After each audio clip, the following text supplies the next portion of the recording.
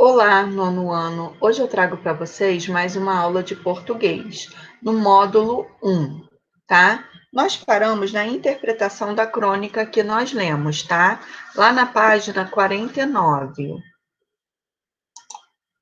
Então, vamos lá. Releia o trecho da crônica e assinale a alternativa correta sobre a opinião da autora. É verdade que eu não faço força, mas liberdade enquanto as máquinas trabalham para a gente é uma quimera, é uma ilusão, tá? Então, dessa forma, qual é o trecho que traz a opinião da autora? Essa liberdade é uma ilusão, pois o tempo que deveria sobrar é consumido por outras coisas que acabam exigindo o nosso tempo. Então, essa é a opinião dela, tá? No final da crônica, o autor apresenta uma proposta de solução para o problema levantado. Que proposta é essa? Inverter o jogo, voltando ao ritmo da vida real.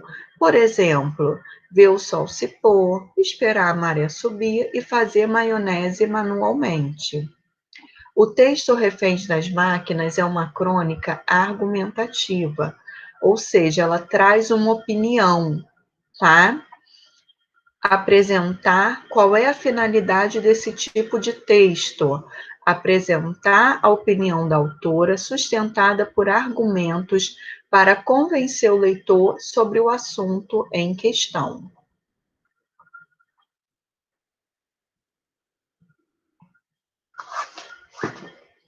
Só um minutinho.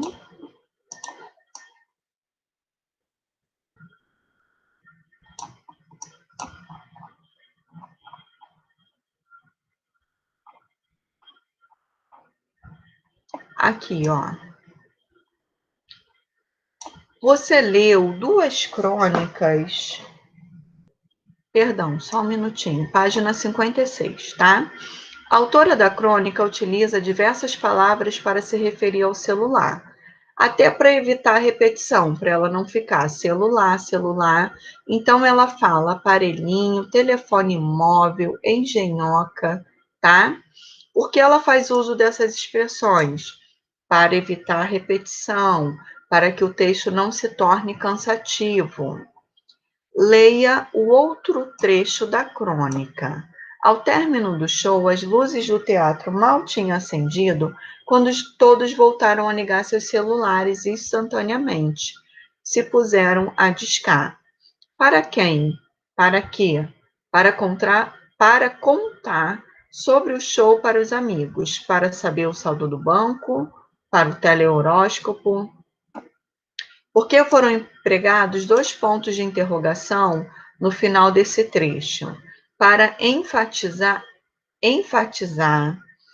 mostrar a indignação dessa autora diante do fato das pessoas não conseguirem ficar distante do celular. Imediatamente acabou o show, já foram ligar o celular, tá? No último parágrafo, a autora empregou uma expressão com sentido figurado. Os celulares estão cada dia menores e mais fininhos, mas são eles que estão botando muita gente na palma da mão. Então, essa expressão ela foi tirada, né, do sentido usual, na palma da mão, para assumir um sentido figurado.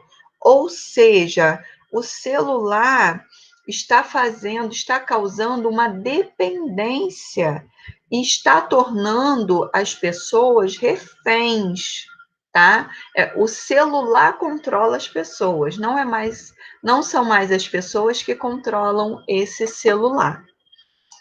Eu passei logo para cá porque eu gostei muito desse cartoon. É interessante a gente falar sobre a linguagem do cartoon, tá?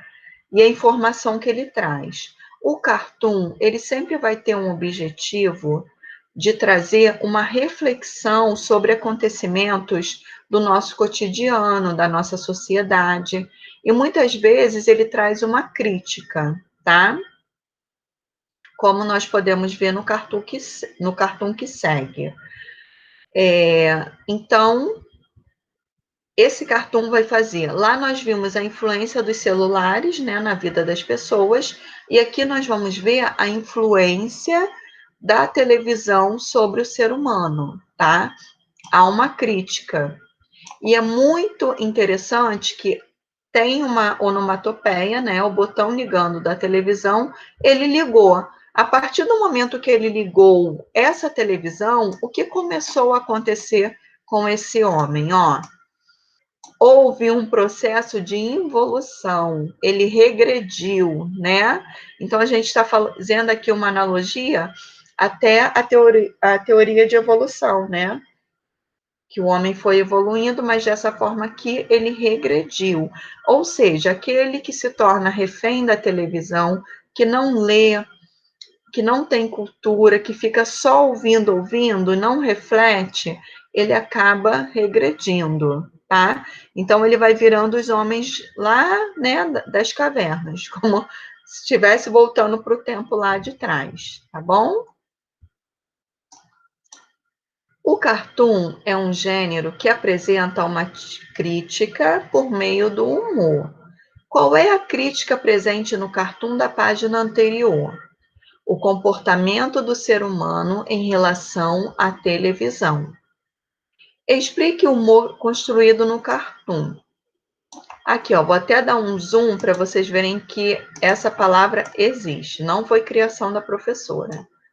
O humor do cartoon consiste na relação estabelecida entre a televisão e a involução do ser humano, que liga a TV como moderno, né, como um homem moderno, e vai regredindo conforme passa tempo diante do aparelho, tá?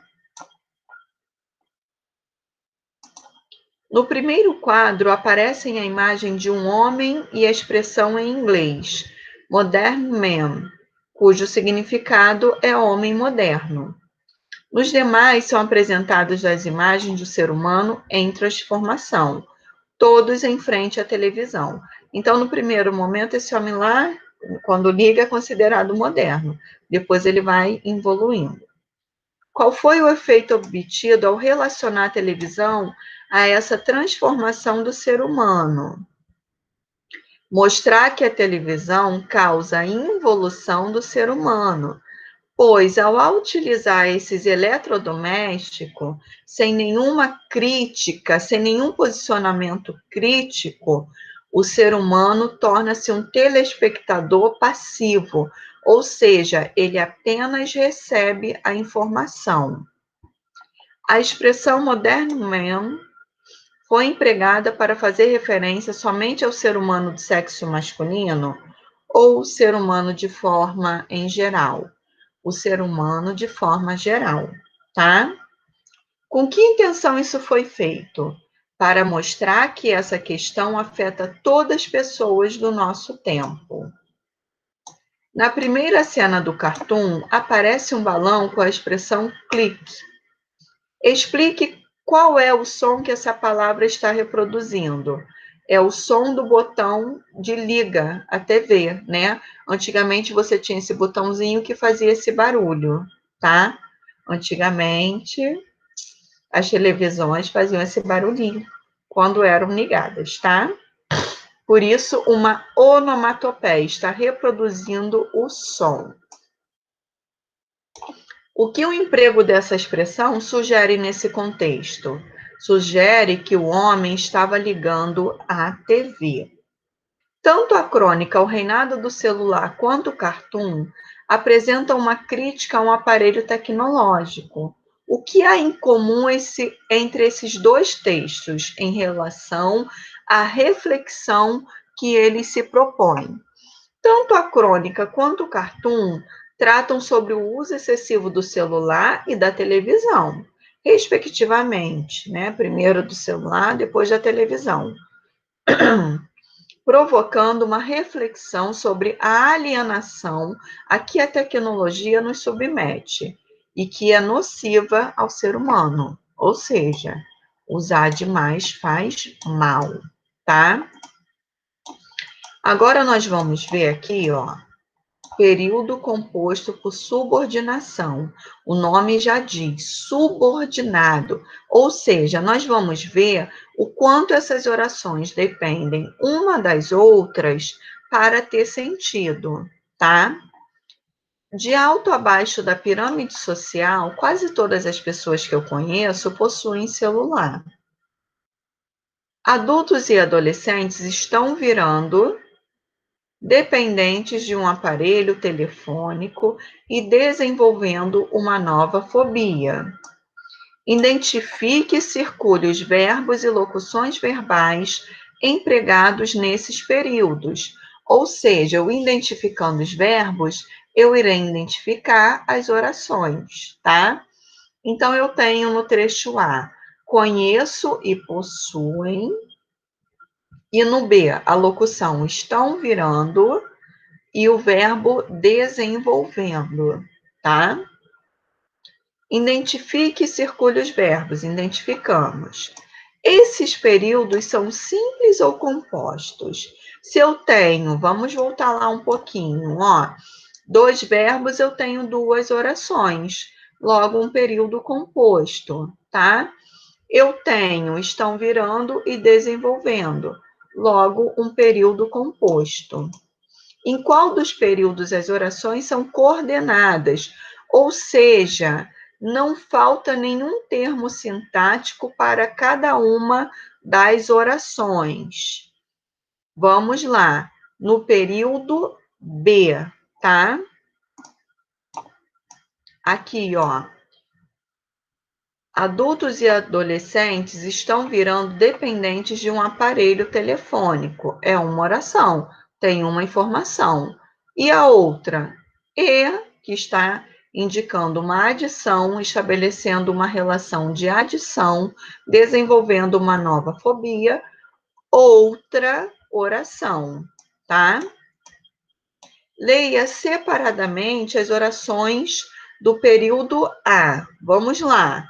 De alto a baixo da pirâmide social, quase todas as pessoas possuem celular. A oração 2, que eu conheço, tá? Ambas as orações possuem sentido completo? Não. A oração 2 depende de informações da oração 1 para ter sentido, tá? Se ela ficasse deslocada, que eu conheço, não faria sentido nenhum. A oração 2 exerce em relação à oração 1 a função de adjunto adnominal, que caracteriza o substantivo pessoas. Quem são as pessoas? Não são qualquer pessoa? Não, que eu conheço, tá? Então, eu vou deixar como sugestão de atividade, vocês vão ler direitinho a página 60, tá? Essas informações que estão aí, e vão fazer a página 61, tá bom? E eu irei corrigir na próxima aula. Nós vamos ver essa questão do período, né, subordinado, um período composto por subordinação, a gente vai ver que mantém uma relação de dependência, tanto sintática quanto semântica entre si, tá? E por isso que ele é chamado de período composto por subordinação. Nos períodos compostos por subordinação, há uma oração principal e uma oração subordinada, tá? Num primeiro momento, a gente vai ver, ó, a oração principal, nós não percebemos, tá? E a subordinada, que os celulares podem prejudicar as relações pessoais. Se falasse só nós não percebemos, ficaria um sentido incompleto. Então, eu preciso dessa outra oração para que o período tenha sentido, tá? Quando se fala em semântica, a gente fala na questão do sentido. E na sintática, a questão da complementação, ok? Então, eu vou encerrar essa aula por aqui. Muito obrigada pela atenção. Até a próxima. Tchau, tchau.